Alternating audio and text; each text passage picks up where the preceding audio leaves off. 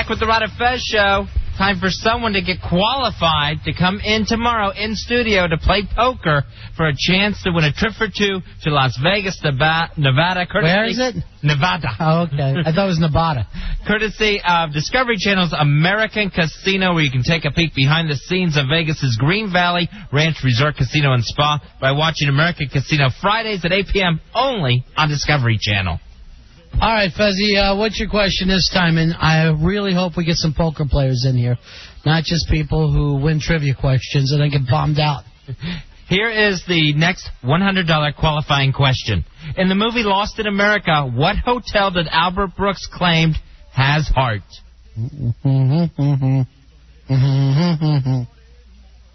Hey, Michael, do you have an answer for us? You got one, buddy? I guess I gotta go with MGM Grand. The MGM Grand has heart. Sorry. In the movie Lost in America, what hotel did Albert Brooks claim has heart? Brian, do you have the answer? Palms. The Palms has heart. No. Here's Eric. Eric, do you have an answer for Fez? Riviera. The Riviera. Sorry. Again, they're just guessing hotels. No one has seen an Albert Brooks movie except for Finding Nemo, and then people sit around and cry. Kevin, what do you got for us? The Flamingo? Sorry. Somewhere Laura Brooks is crying. Mark, do you have an answer for Fez? Gentlemen, would it be the Desert Inn? The Desert Inn has heart. The Desert Inn has heart. There's the winning cowbell. There you go. Okay, my friend. Mark, let me ask you something. Are you a poker player? Poker player extraordinaire. Beauty. All right, what do you do with pocket jacks? Hold 'em. Jimmy Woods told me fold. Fold on pocket jacks every single time. By the way, I call them a pair of fish hooks because they get the little J. I picked that up from watching the poker TV shows. All right, 866-277-4969. We also have some tickets for Fahrenheit 9/11. Gwen and Jen, would you like a pair? Yeah, nice. All right. Yeah. You're in, but you have to take our dumb intern. That's fine. And you can't leave him there. Yeah, well, he'll end up wandering away anyway. He gets scared in closed places. You'll find him in Shrek 2 by the time you're done. Just giggling. Just yelling out that Shrek is the best actor ever. Ogre. Who would have thought the princess is an ogre? The funny thing about this is the donkey's talking. I mean, how? How when you think about it? Can a donkey talk? The donkey's talking when he's on the air. All right, Fahrenheit 9/11 comes out tomorrow. Heavily controversial film. KOP, you were telling us that you're trying to get in and it's already a problem opening day? Oh, I was able to get tickets to 5 o'clock tomorrow. 5 o'clock. The night show is sold out. The 7 o'clock and 9 o'clock. As of yesterday, we're sold out at the AFI in Silver Spring. So you think this is going to be a big one? Huge. At least around here. Yeah. Well. And the opening week, I think. Yeah, opening week, but, I mean, it's so odd, people thinking that a documentary is going to have a big opening. Like, I don't think any documentary has ever done more than, like, $1 million or $2 million opening, I would guess. Because normally, they open in just a couple of theaters, and then they roll it out slowly. But this is having a big opening like it's a regular movie, right? Right. Not even Bowling for Columbine opened like this. No, I don't think it came anywhere close to this. It took a while. I really hope it beats White Chicks. What happened to the, all right, Dub says that, Hefe said it's going to be bigger than Shrek 2. Hefe, give us a call, because you just talk crazy all the time. Or he'll eat his hat. Just because Michael Moore looks like Shrek doesn't mean it's going to attract the same audience. Also, it's R-rated, which is going to hurt it a little bit, because you can't get any kids in. And whether you believe it or not, only kids go to movies. Anytime you go to a movie, Lindsay Lohan is going to do better than Robert De Niro. That's the society that we live in. That's the world we live in. Michael Moore should have had her narrate it. Yes. Get himself out of it, and Lindsay Lohan and one of those other teen queens would go out and do well. Get the two little twins that won't eat anything. They go in and talk for a while. And give them some popcorn. What is wrong with those girls? They're just twin in bones. Oh, cute. Can we steal that? I think I've already stolen it. You know what? Who'd you get it from? Dennis Miller said it earlier. And you went, I'll use that on Ron and Fez. Hey, I came clean. All right, here's El Jefe, the man who's predicting that this new Michael Moore movie, Fahrenheit 9/11, is going to do bigger business than Shrek 2. Jefe, wake up. You were having a nightmare. Hey, what's going on? Hey. Hello, Jen. Hi, how are you? Hi, nice to talk to you. Now that's a smooth talker. Yeah. Hey, Jefe. Who's that? Nobody. Yeah, I think it's going to be huge for a couple of reasons. First of all, I think there's just going to be a lot of intrigue. I know usually teenagers go to these movies. Yeah. But I think a lot of people will want to know, not maybe the truth, but some of the goings-on around 9/11 because of the fascination with it, obviously. Secondly, it seems like it's such an involved movie. I bet you're going to get a lot of repeats from people that feel maybe they missed things the first go around, or they want to see it a second time so they can talk to their friends about it, that kind of stuff. I think over the long haul, over the course of the year, it will beat Shrek 2. I think it's going to be. That's crazy talk. Then comes DVD sales. Why stop there? Why don't you bring up Titanic? Here's an interesting thing about the DVD sales. Normally, when a DVD comes out, it's like, what, a year after, 2 years after, something like that the film came out. They will have their DVDs out before November 2nd. I love it. So, and people are going, hey, man, he's just doing this for money.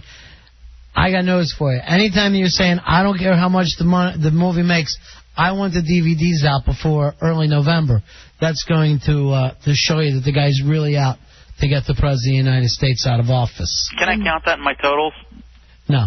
In Dude, Where's My Country, he said something about the big tax return all the rich people got. He was going to take all of that and give it to whoever has the best chance of beating Bush. So this is totally trying to... Yeah. Well, it's interesting. Now, we had some guy on last week who was trying to stop theaters from playing the film, and I don't know of any theaters chains that have backed out of this, right?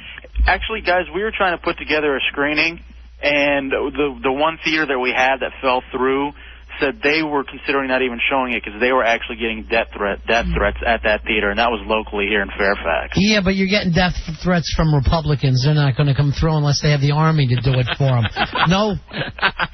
No regular Republican guy is going to beat somebody up. Although big crazy Dick Cheney did yell F you today on the Senate floor, so I got to give him props for that one. He's had it. He's taking on Senator Leahy. Oh, F you. F you in the A. That's what I'm saying to you. Hey. You're going to dump out of that. Now, the vice president, all I said was initials. But you can't put initials on top of initials. You're kidding me. What about LBJ? I don't know what that means. One of them had to do with oral. I'm going to tell you right now. One of the things had to do with oral. When did dumping initials start? That's out of control. Right. I got to go. Good to talk to you. Ever since we had B.J. Honeycutt on the air. Hey! What? Hey! Have I been gone that long? We're going to go to Van Halen. Well, here's what happened while you were gone. And this is actually true. Now the fines are up. The other day, all George W. Bush has to do is sign us $3 million. $3 million for profanity. And I don't even say profanity on the radio. It would be obscenity, which they still cannot define what it is. I believe it's probably going to be initials that are so obscene. So if Ronnie and I ran through the alphabet, that's $6 million for the two of us. All right, let's see. There's A, D, C. That's the one the girls hate. F. There's M, which is not so bad till you add an F. Then it's awful. Even a couple of numbers they don't like 6 and 9. That makes them furious. P. This is so stupid. The initial P. It's a stupid world we live in. S sounds too much like a word. It's a stupid world that we live in. I would just feel dumb. If we broadcast from the Senate floor, we'd be allowed to do all of this, apparently. Apparently we can, as long as the Senate wasn't in session. That was their way to cover that. All right, how many times did Hefe dump out of us? I'd have to go check, but it could have been as many as 4, I would say. All right, have Dubs. Dwelling. Have Dubs check on this. Mikey has something he wants to ask you to do, Fez. Mikey, what is it, buddy?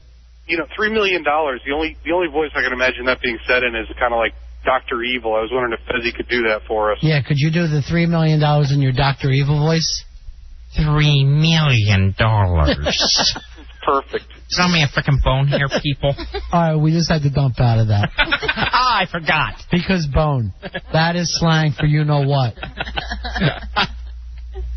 All right, here comes Dubs giving us an update on the initial problem. What's the initial fine? He only got you guys once. And what was the initial? The first one you said. Yeah. The combo? Yeah. Yeah. The one that came after. Yeah, okay, I got it. Hey, that's it. I don't need you. I don't need you to tiptoe around. Well, I'm trying to make it accurate for you. All right, thank you. Someone check that door. Everyone turns into the intern when they come through it. You know what? We have a really dumb hall. That's what happens. And by the time you walk down it. I'm really sorry, guys. No. I'm sorry. I'm sorry. I'm sorry. How's he handling himself out there since this? Has he punched himself in the forehead?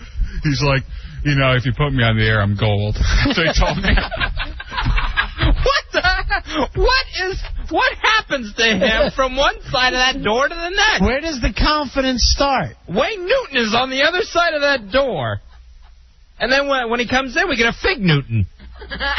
All right, you should only be proud is that if your act means that you're a stupid guy and you're playing the part of Kramer, not actually being born Kramer. I was being sarcastic, because now you're back. Now you're struggling. Big Newton. Yeah. Now you're struggling with your tongue again. I realized I did make kind of a big dumbass with the stumbling and stuttering. The name is Dumas. Yeah. I've been thinking about other lines, though, while I've been back there. No, don't. Stop it. It's over. The game's over. Stop walking up to the plate with your bat. And your hair's on fire from thinking. You like Sid Vicious? Yeah, he tried that outside.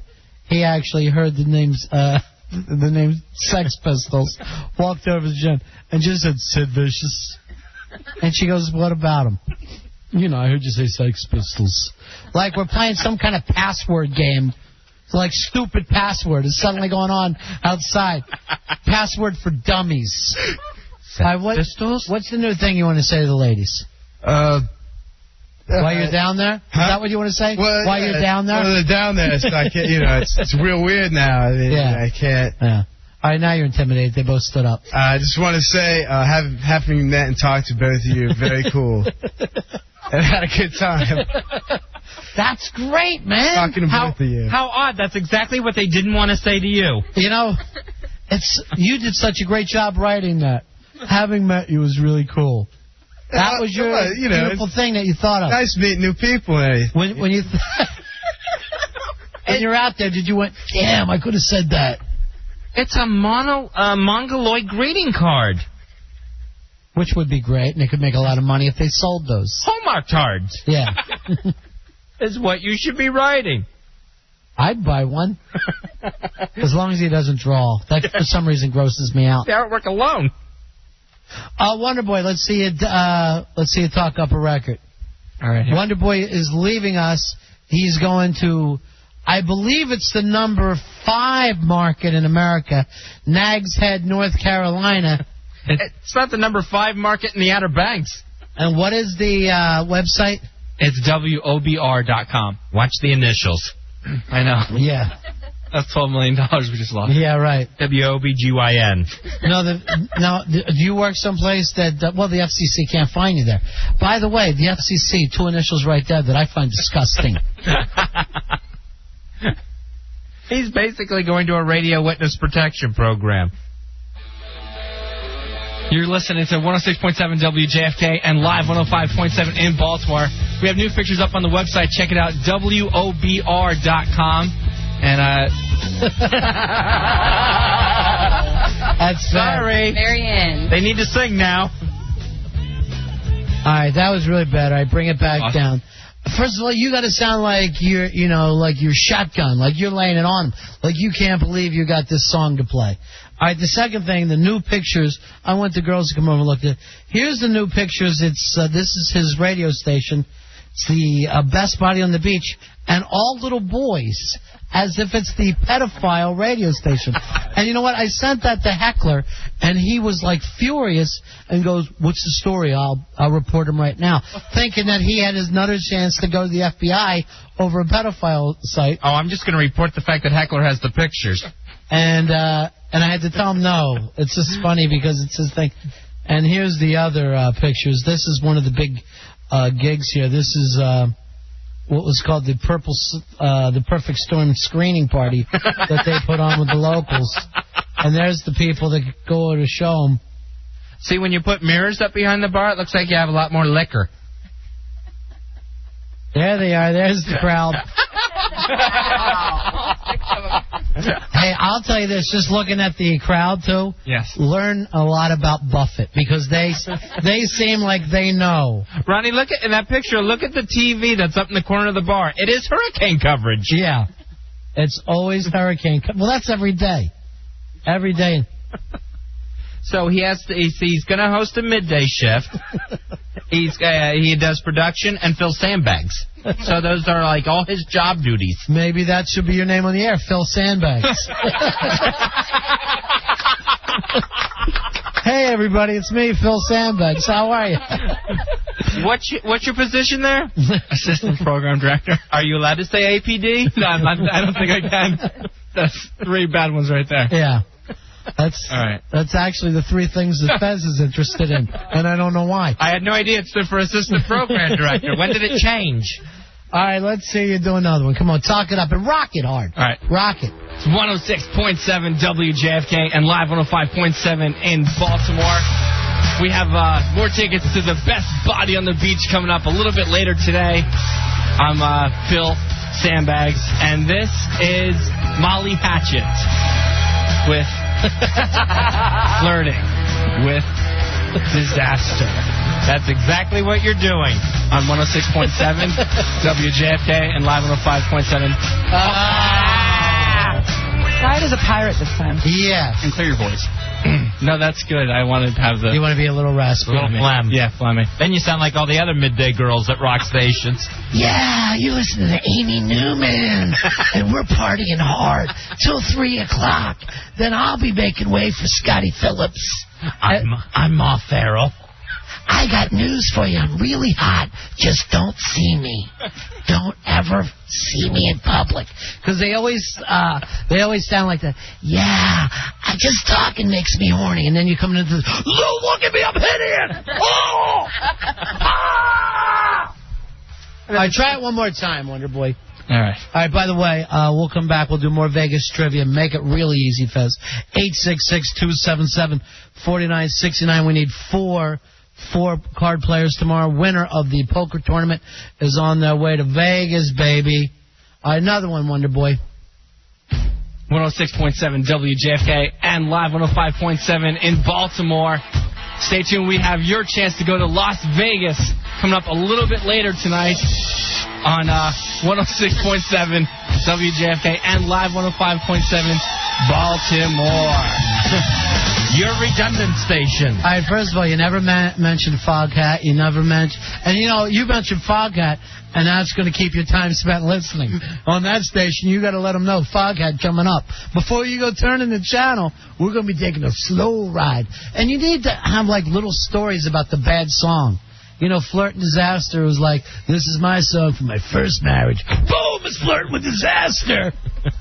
With Phil Sandbags. And with Foghat Speak Clearly, they're going to think you said foghorn, and they're going to think another ship is lost. All right. Why don't you just play Wreck of the Edmund Fitzgerald all day? All right, coming up next, 866-277-4969. Call in a win. Your chance to go to Las Vegas next. We're going to take a break. It's the Ron and Fez Show.